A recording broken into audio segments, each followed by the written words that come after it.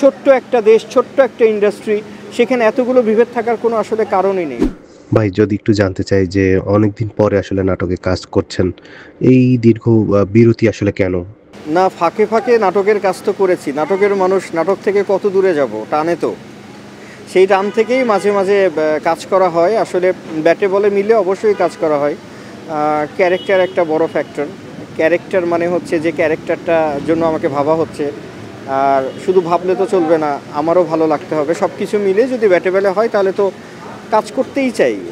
ফাঁকে ফাঁকে কাজ করা হয়। আর প্রায় প্রায় 6 মাস পর নাটকে কাজ করছি। কেসারেন শেকড় থেকে শিখরে। যেহেতু অনেকদিন পর নাটকে কাজ করছেন, এই নাটকটা যুক্ত হওয়ার কারণ কি? নাটকের এই ক্যারেক্টারটির একটা টুইস্ট আছে, যেটা লাস্টে যে রিভিল হয়।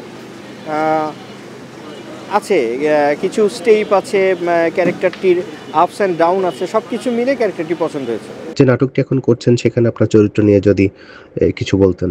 হ্যাঁ, আওলাদ আসলে অনেকগুলো বিজনেস করে, তার মধ্যে একটি বিজনেস হচ্ছে টাকার বিজনেস। পুরাতন টাকা লেনদেনে হয়, ডলার টলার এসব চেঞ্জ হয়। গুলিস্তানে বা মতিঝিলে আমরা যেরকম দেখি যে ডলারের বিজনেস, টাকার বিজনেস, সেরকম একটা বিজনেস সে নিয়ন্ত্রণ করে।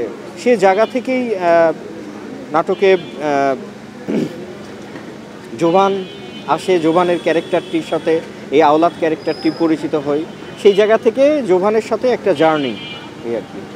অনেকেই বলে ছোট পর্দার অভিনেতা অভিনেত্রীরা এখন বড় পর্দায় কাজ করছে। অনেকেই অনেক রকম কথা আসলে বলে। তো সেখান থেকে আপনার কিছু বলার আছে কিনা? মানে যাদের মেনে নিতে কষ্ট হয় তাদের সংখ্যা বোধহয় নিতান্তই বলার মতোই না। মানে আমি সেই জায়গা থেকে আমাদের ইন্ডাস্ট্রি বোধহয় অনেক দূর এগিয়ে গেছে।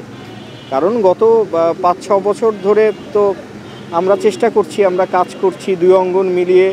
তো কোথাও তো ব্যক্তিগতভাবে আমি কোথাও কোনো পার্থক্য বা বৈষম্যের শিকার হচ্ছি না। সো আমি তো দেখছি মোস্ট ওয়েলকাম বা ভালোবাসার একটা জায়গা।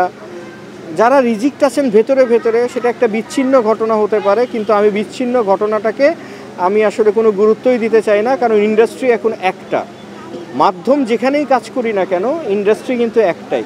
ছোট্ট একটা দেশ, ছোট্ট একটা ইন্ডাস্ট্রি, সেখানে এতগুলো বিভেদ থাকার কোনো আসলে কারণই নেই। যারা বিভেদ করেন তারা আসলে জেনে বুঝেই করেন, হীনমন্যতার জায়গা থেকে করেন আসলে।